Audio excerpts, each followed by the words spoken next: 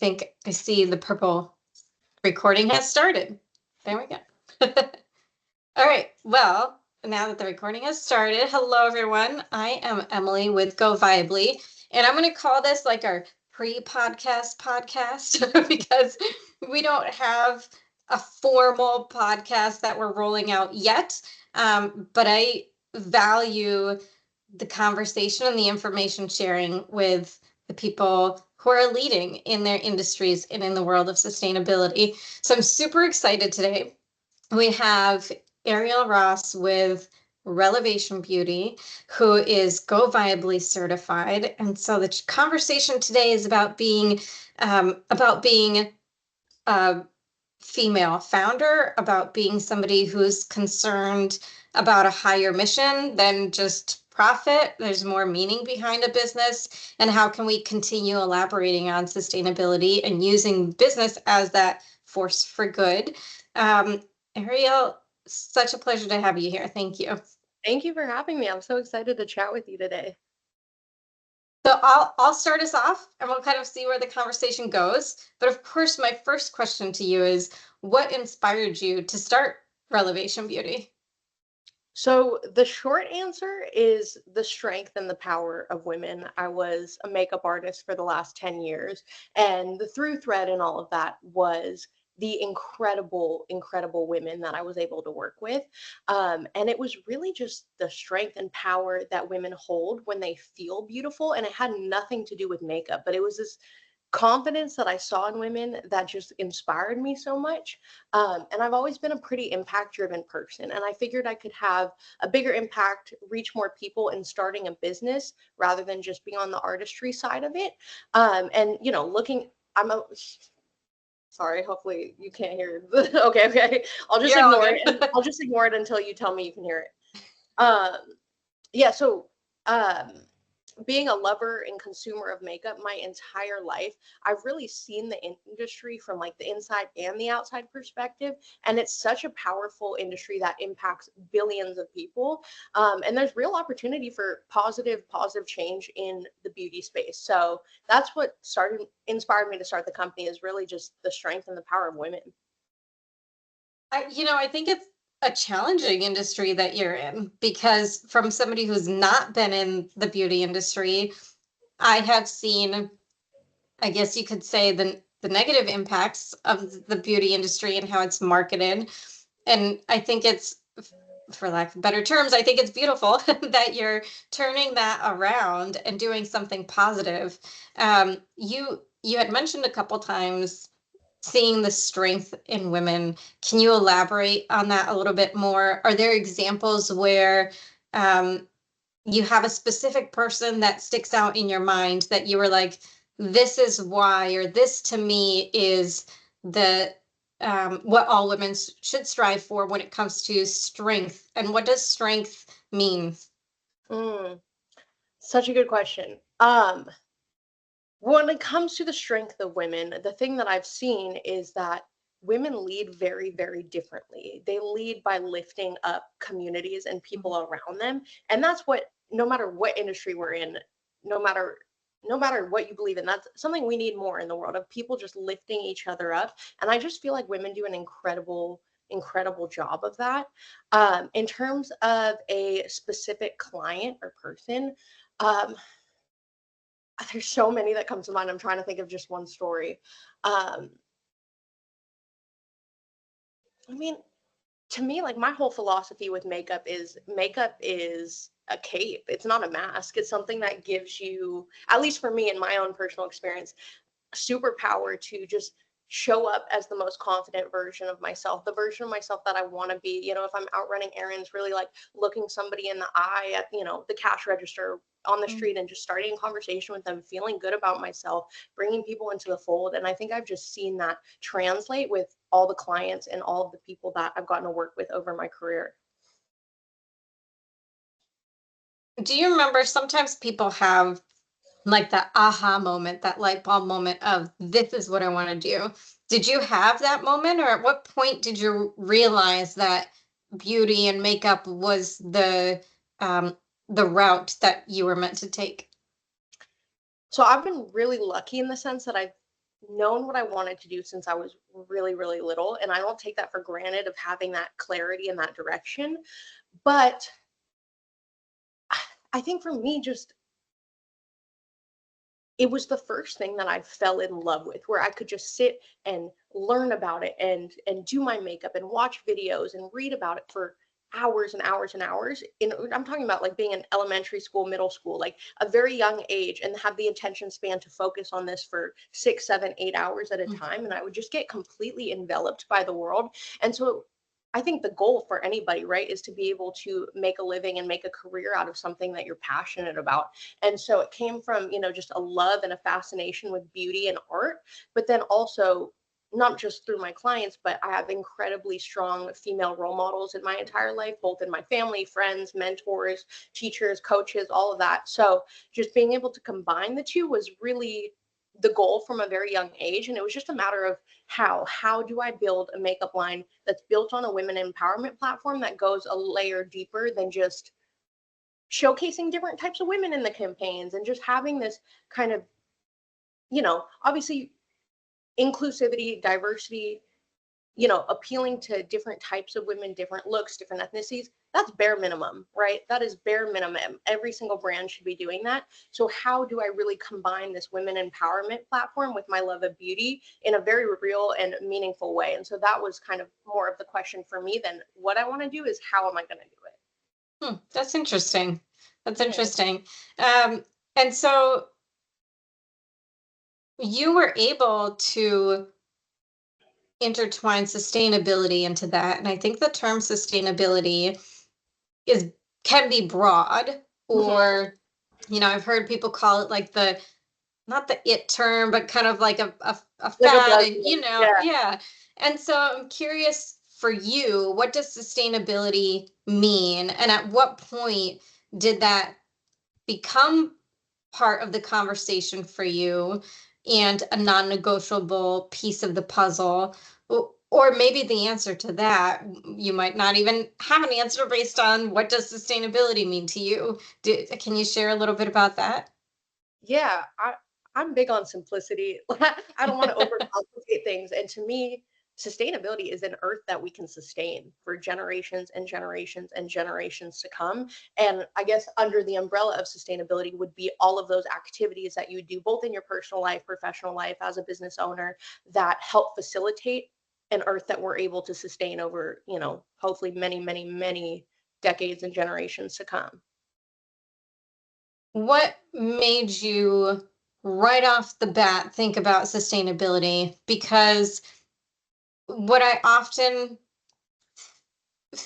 feel like part of the conversation is, why should we care now? There's a Mhm. lot of companies and organizations out there that have been operating for years or that are startups, and the sustainability piece is kind of on the burner. It's not yet an essential part of building that business. What made you decide, nope, this is sustainability has to be part of it right from the beginning? There's so many answers to this question. So there was a study that came out a couple years ago that I think it's 100 companies are responsible for, I think it's 70% of the global greenhouse gas emissions, which is crazy. That's just 100 companies are responsible for that much of an impact on the environment, let alone all the, hundreds of thousands, if not millions of, businesses, small businesses out there that are, having an impact on the environment. And so for me, I think businesses not only drive, society economically, but they drive culture, and business Mm. owners drive culture. And as a business owner, I think you have a lot of responsibility, more so than just leading your, your team, your group of people that you oversee. Your customers, your messaging, all of that is responsibility that you have to carry, because in one way or another you are shaping what people think, and we live in a very capitalistic society. And I think business owners hold a lot more power than they think they do, whether, you're a small business owner, a solo entrepreneur, or, you're overseeing thousands and thousands of people. And so, with that responsibility comes action. And I think leaders, your whole job is to facilitate positive change, right? So in terms of it being a non-negotiable in my business, that's just how I see things. And so as, hopefully a leader to both my clients and people working, on my team, leading the charge, being a part of companies who are strategically building their businesses to positively impact the environment was, I mean, it's a no-brainer, because at the end of the day, if the environment, if this planet doesn't stick around for much longer, you're not going to have a planet to run your business on. Like, how do you expect to run your business if, the earth is, slowly deteriorating? And so that's really important. But then it's just, you look at, people and communities, and every single year with rising temperatures, more and more people are being impacted by the effects of climate change. I'm born and raised in California, and not last year, sorry, I think 6 years ago now, my family evacuated. My whole community pretty much burned down in a fire that was a result of climate change. Like, that's really important to me. And so, that's just my personal story. But, if you are running a company with hundreds of thousands of workers, all of these people live across the country and across the world in different places, and their climates and the places they live are being affected by this constantly. And year after year, we're seeing more and more stories of, hurricanes and flooding and fires and all this damage that's extremely destructive. Why wouldn't you want to be part of the solution? Yeah, there's a couple things that I want to touch on that you mentioned. You are right. I'm in Vermont, and we had, two major flooding situations 2 years in a row. And this idea of a once in 100 year, storm or floods, that's not. It's unfortunately becoming the norm. And I know that there have been organizations that are trying to support startups and companies on thinking about resiliency. And so what I like to add too is not just think about what are you doing if a catastrophe happens, Yeah. but what are you also doing to help change the trajectory of where we're going, right? Just Right. like you mentioned.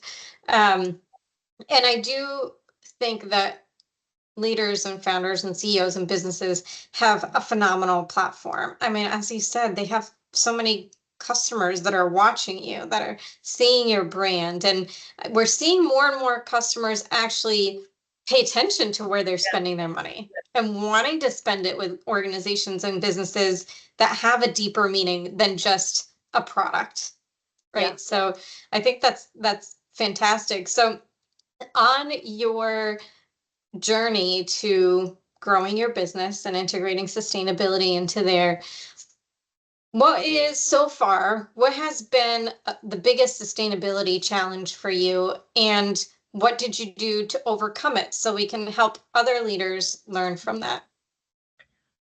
So I think our biggest sustainability challenge, because we're a small business and we, are in a consumer product business, a manufacturing business, we have to work with suppliers and labs that are kind of out of our control. I mean, we have a certain level of, our own code of ethics and our things that we look at when working with suppliers, and what we want to see, where they source their ingredients from, how they operate, what are their conditions, all those things we look at. But at the end of the day, it's not under my roof, so there's choices and decisions that involve manufacturing that I have no control over. And I can't wait for the day that we can have, in-house manufacturing in our own facility, in our own lab, and really do it as green as possible.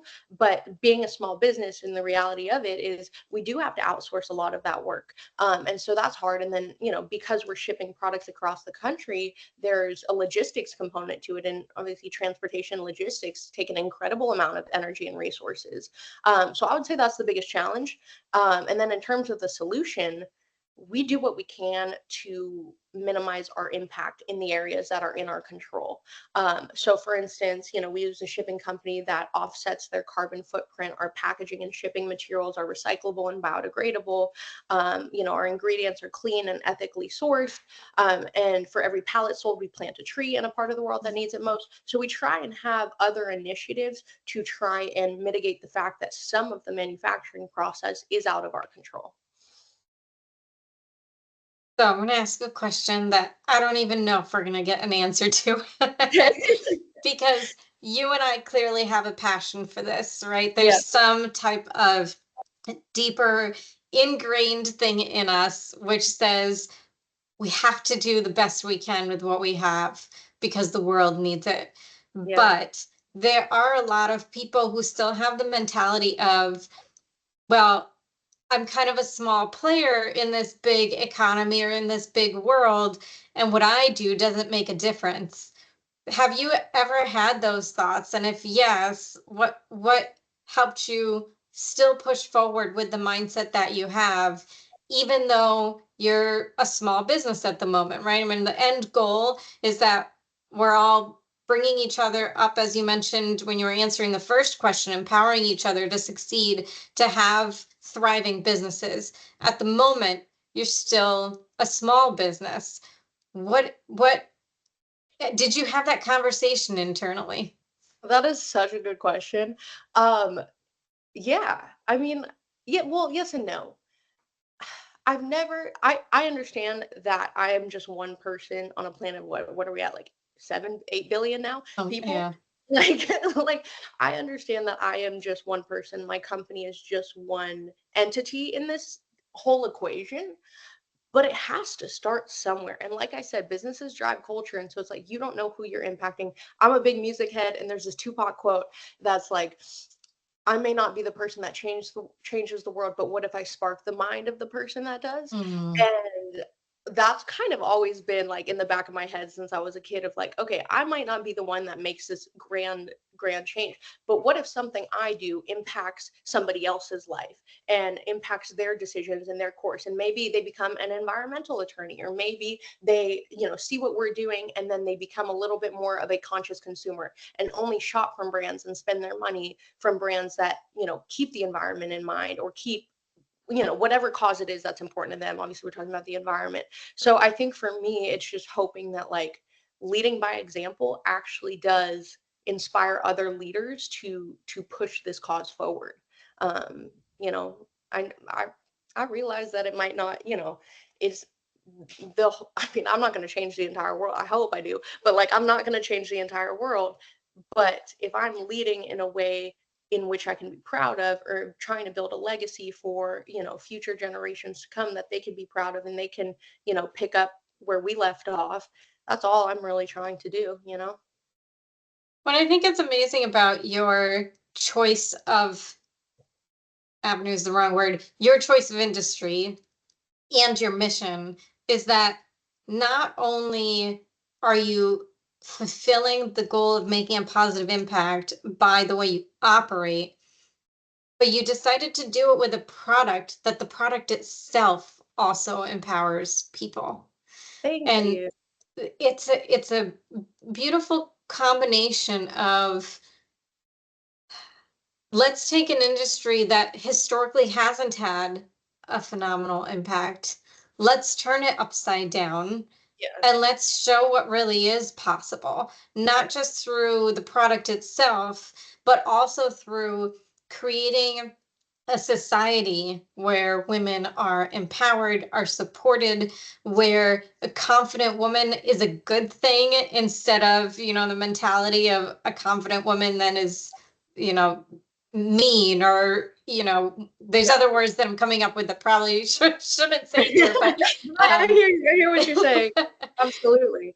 yeah, and so that to me is what really sets your businesses apart, that you have this like blend of the two. Thank you. Yeah, I mean, it's so important I mean, makeup's not going anywhere, cosmetics aren't going anywhere. The way companies and capitalism benefit from this, these images of women that they're putting out that just aren't realistic is crazy. And it's like, I don't, if I can be part of the solution and not the problem, and help push this industry to a place where there's, you know, realistic standards of beauty, and where Mhm, people aren't shopping for makeup to hide themselves, but it's to be mhm, like, you know what, let me be a little bit creative. I'm going out, or I'm, doing a job interview, or whatever it may be. I want to feel a little bit extra. I want to feel a little bit dressed up. Like, that's amazing. And I mean, the margins in cosmetics are unbelievable. Like, there's a real opportunity to have a mhm. profitable company that does a lot of good in this world. And I just, while the industry has moved tremendously forward in the last couple years, brands aren't doing enough. Mm. Yeah, I want to ask you a little bit more of like a not a technical question, but more Yeah. specific to your product. I was so excited to hear when you said that your palette is cardboard and not Mhm. plastic. I mean, we hear so much about plastic being in everything and microplastics and whether it's getting recycled properly or not recycled. Can you share a little bit about your decision to make it cardboard and not plastic? And how did you go about exploring suppliers that would be able to fulfill and create what you needed? Yeah, I mean, like I said in the very beginning, sustainability was a non-negotiable for me. If I was gonna start a business and pour my time and money and energy into starting a business, had to be done the right way. And obviously, the packaging is the biggest, outside of the shipping materials, is the biggest component that we're dealing with.